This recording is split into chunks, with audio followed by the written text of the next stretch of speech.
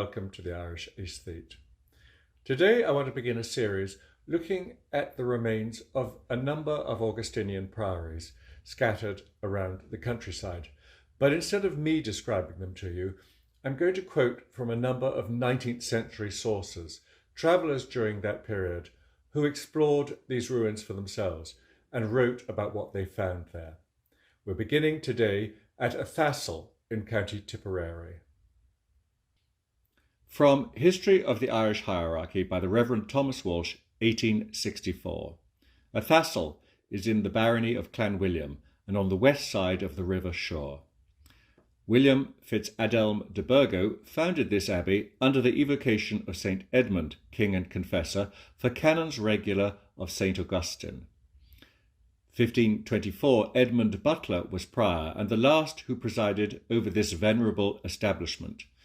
Its property and land consisted of 768 acres, besides 20 messuages, and the income of rectories amounting to £111, 16 shillings and 8 pence, or 22 marks, which would in American money exceed $550.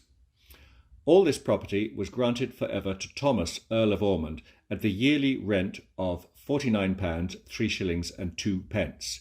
Queen Elizabeth confirmed this grant and remitted the reserved rent. Athassel is one of the most extensive ruins in the kingdom and scarcely yielded to any in extent and splendour.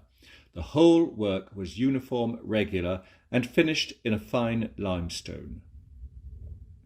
We continue from the official illustrated guide to the Great Southern and Western Railway by George S. Measham, published in 1867.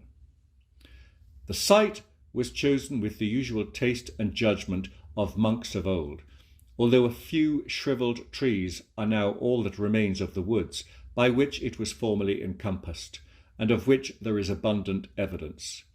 A gentle, fertilizing and productive river still rolls beside its shattered glories, and the ruins afford ample proof of the vast extent as well as the singular beauty of the structure when the holy Augustinians kept state within its walls.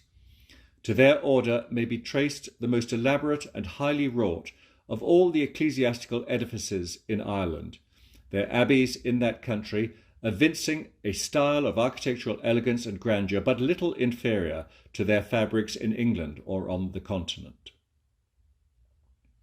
And finally, from the Parliamentary Gazetteer of Ireland in 1846. The ruins of the edifice are still extensive and indicate its former magnitude and splendour.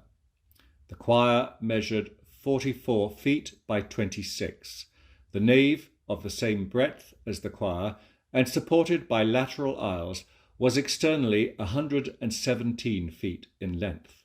The tower was square and lofty, and the cloisters were extensive. A tolerable view of the ruins from the northwest, and exhibiting the dilapidated tower, the roofless nave, the cloisters, and a roofless chapel in the southwest corner, is given by Dr. Ledwich in his Antiquaries of Ireland.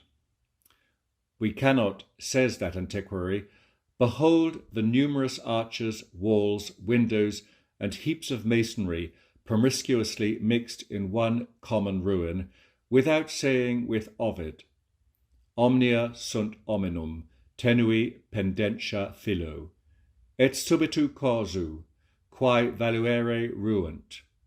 In other words, all things human hang by a slender thread. That which seemed to stand strong suddenly falls into ruin.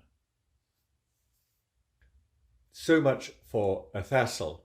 In the next episode, we're going to be travelling further west to see an Augustinian priory which was explored and written about by Oscar Wilde's father. I look forward to seeing you then. Thank you so much for watching The Irish Aesthete. Goodbye.